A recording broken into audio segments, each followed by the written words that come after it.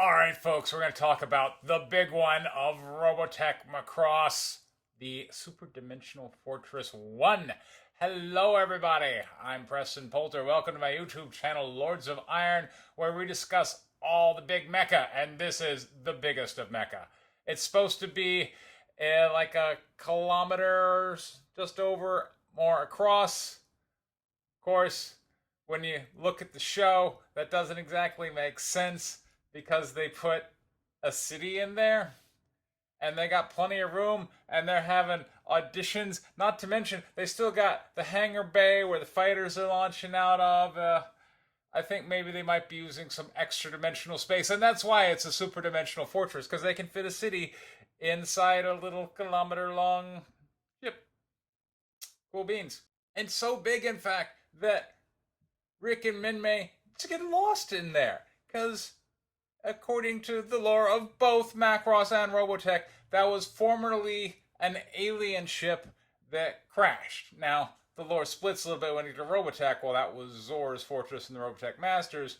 When we're in Macross, well, it was some race that was fighting the Zentradi. Whatever. But they get lost in the ship. That's how big it is. They get lost in this kilometer-long ship that ends up housing a city and a hangar bay, and it doesn't make a ton of sense, really. But if you want to compare it to, say, like the Nimitz-class aircraft carrier, the SDF-1 is 3 times the size of that. So it's kind of big by terrestrial standards. That's why it makes sense that it has the Daedalus and Prometheus ships there kind of attached to it. Let's talk about the ship itself. It really strains credulity because for whatever reason it transforms into a big humanoid doodad. Why does it do that? To sell toys to kids, of course, the best reason there is. And it looks cool when it's doing it. It's got the main gun it can fire in either normal configuration or in big transformed, I don't know what they really call that, humanoid shape, which is kind of how we think of this ship. Whenever it's really going into action, it's time to just bust some heads. Well, let's change into big person shape thing, including putting the bridge right there at the head for extra style points, and it can punch a ship with another ship. That's something we've never seen before, using the magic of force fields, which sadly will never actually exist. But whatever. I mean, look, we're never going to have a ship that can transform. Who cares?